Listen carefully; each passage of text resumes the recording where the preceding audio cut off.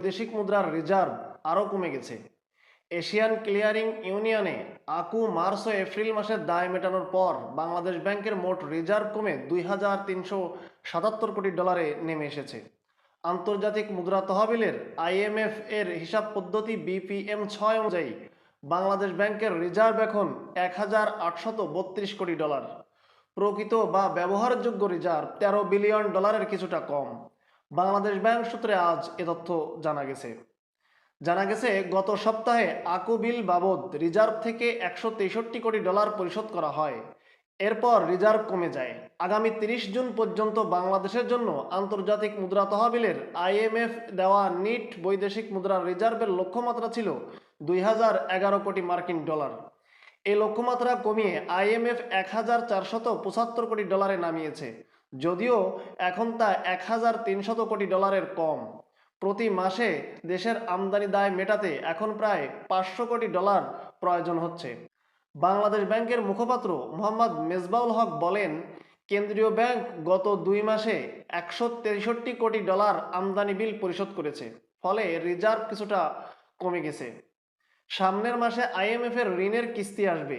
এছাড়া জুনের মধ্যে বিভিন্ন প্রকল্পের অর্থ ছাড় হবে। প্রবাসী আয় চলতি মাসে ২০০ কোটি ডলার ছাড়িয়ে যাওয়ার আশা করছেন তিনি, অর্থাৎ ডলারের প্রবাহ বাড়বে।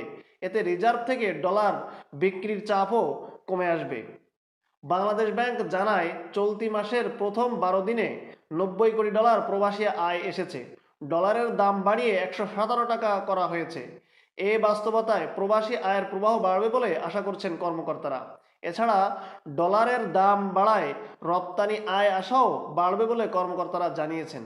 বাংলাদেশ ব্যাংক এখন সরকারি আমদানি দায় মেটানোর জন্য প্রতি ডলার ১১৭ টাকা ৪৪ পয়সা দরে ডলার বিক্রি করছে। আবার যেসব ব্যাংক বেশি দামে প্রবাসী আয় কিনছে, তাদের ডলার বাংলাদেশ ব্যাংক ১১৭ টাকা ৪৪ পয়সা দরে কিনে নিচ্ছে। এরপরও রিজার্ভের ক্ষয় ঠেকানো যাচ্ছে না। যে পরিমাণ ডলার বিক্রি করা হচ্ছে, কেনা হচ্ছে তার চেয়ে কম। অর্থনৈতিক সংকট ঠেকাতে আইএমএফ এর শর্ত মেনে গত সপ্তাহে ডলারের মধ্যবর্তী দাম ১১৭ টাকা নির্ধারণ করে বাংলাদেশ ব্যাংক। আগে যা ছিল ১১০ টাকা। এদিকে ঋণের সুদহারও বাজার ভিত্তিক করা হয়েছে। ডলার সংকটের মধ্যে আর্থিক হিসাব ও চলতি হিসাবে ঘাটতি হওয়ায় ২০২২ সালের জুলাইয়ে আইএমএফ এর কাছে ঋণ চায় বাংলাদেশ। ৬ মাস পর সংস্থাটি গত বছরের ৩০ জানুয়ারি ৪৭০ কোটি ডলার ঋণ অনুমোদন করে।